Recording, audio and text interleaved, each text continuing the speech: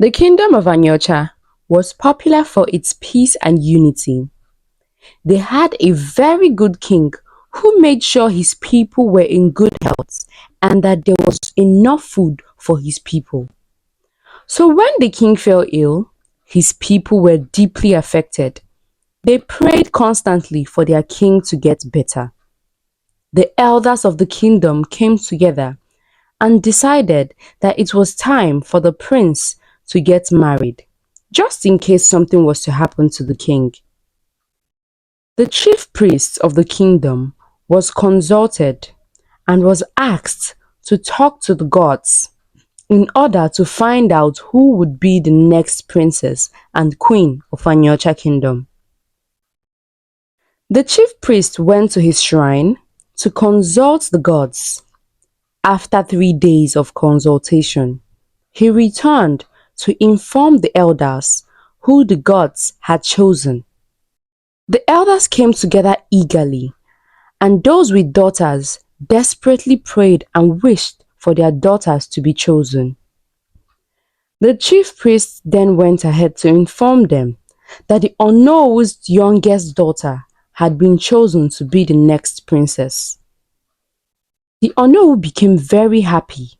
When he got home, he called his wife and 2 daughters and informed them that the youngest, Ola, who was about 10 years old, had been chosen to be the next princess.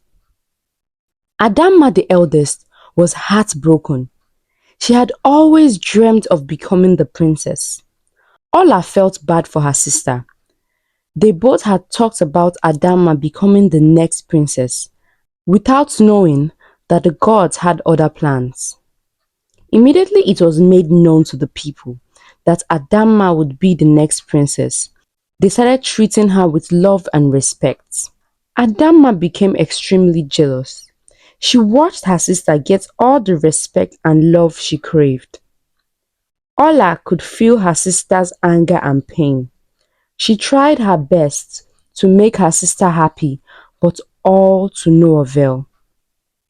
The prince was about 13 years old at the time, and all he wished for was a beautiful bride.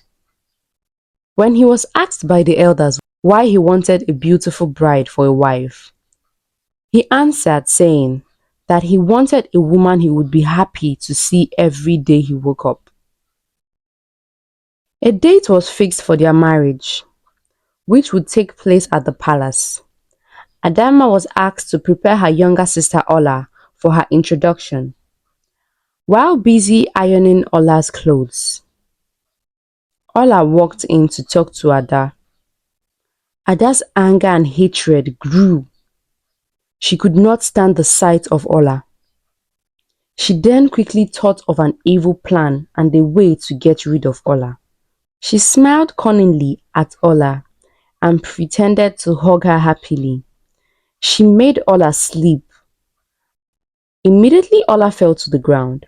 Adamma saw this as an opportunity to fall on top of her sister with a hot iron in hand. She pressed the iron on top Ola's cheek. Ola screamed in so much pain and agony. Her parents rushed in and were very shocked at what they witnessed. Their parents tried all they could, but Ola's face was badly burnt. They had a few hours to present the prince's bride, so they agreed to present Adamma instead. Adamma was introduced to the prince, Prince Mokeme, as his new bride. He happily married her, and she became the new princess of the kingdom. Ola was sent to the palace with Adamma to keep her company. Ola wore a veil out of shame to cover up the scar on her face. She grew up very sad because she could no longer show her face to the world. They all grew up together in the palace and became friends, but no one knew Ola's real face because she always had her face covered. The prince grew fond of Ola because of how wise and fun she was. They always gave each other riddles to solve. This did not sit well with Adamma. Adamma tried severally to get rid of her sister from the palace, but none worked out. After a few years, it was finally time to consummate the marriage between the prince and the princess. Few days to the night of the consummation, Prince went to the palace pool at night. He wanted to swim alone as he was unable to sleep. When he got close to the pool, he saw an extremely beautiful maiden bathing in the pool. He instantly recognized her as the woman he had constantly seen in his dreams. He tried approaching her, but as soon as she sighted him, she quickly took to her heels. The prince searched around but couldn't find her. The next day, he gave orders for all the maidens in the palace to be brought out.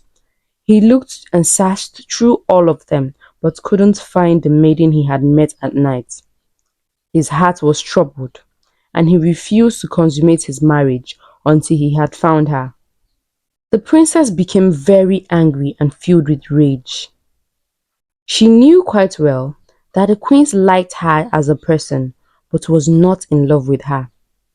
She begged the prince to try draw a sketch of the girl in question so she could help him find her. The prince was skeptical at first, but then decided to go ahead and make a sketch. The princess looked at the sketch, and for some reasons, the lady seemed very familiar, and this bothered her so much. She gave the sketch to some of the guards and ordered them to kill the lady at sight. The prince began frequenting the pool constantly just to make sure he was able to find the girl. Then one day he decided to stop. For a whole week he was nowhere around the pool. After a week, he secretly went to the pool, and this time he found her. He wanted to call the guards to capture her immediately before she changed her mind, but then he stopped himself. He slowly walked up to her and tried engaging her in a conversation. She tried running away from him, but he stopped her. He took a close look at her and was mesmerized by her beauty. Her face and skin was so radiant and glowed even in the dark. I have seen you severally in my dreams and have known and loved you long before we met. I never searched for you because I wasn't sure of your existence. But now that I know, I will not let you go, he said. She looked at him with curiosity and asked, "You are married to the princess. How come you declare love for another?" The prince answered that the princess was the god's choice and she was his own choice. He wishes to marry someone he loves, or at least be able to make her his concubine.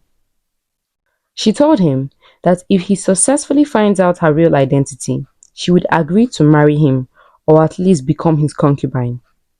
She walks away from him, but she hits her foot on a rock on her way and cuts her leg slightly.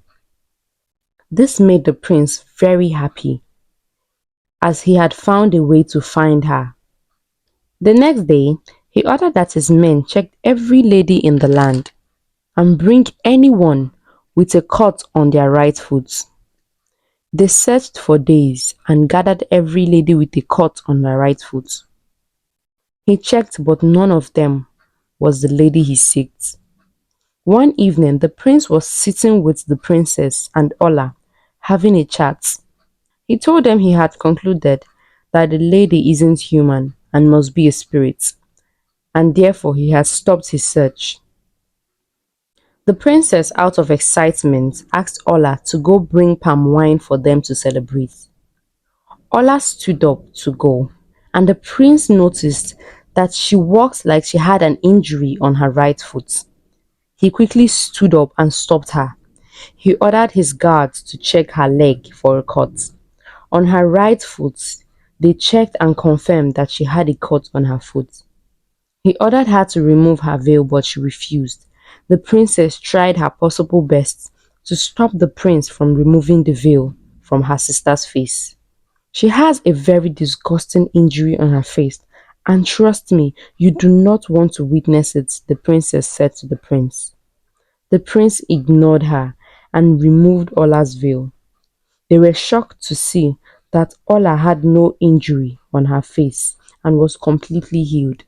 In fact, her skin was as radiant as the morning star. She was indeed the lady the prince had been searching for. The prince informed his father that he wants to make Ola his concubine. The king summoned the chief priest and the elders to ask for their guidance. The chief priest informed them that Ola was indeed the choice of the gods, and the marriage with Adama was never approved by the gods. In other words, Adama's bride price was returned to her father's house, while Ola was made the new princess and wife to the prince. Ola became a very good wife and a good queen when the king finally passed on. The villagers and the kingdom loved her, while Adama lived the rest of her life bitter and angry. Thanks for watching, guys. Don't forget to subscribe, hit the like button, and share. Thanks for watching.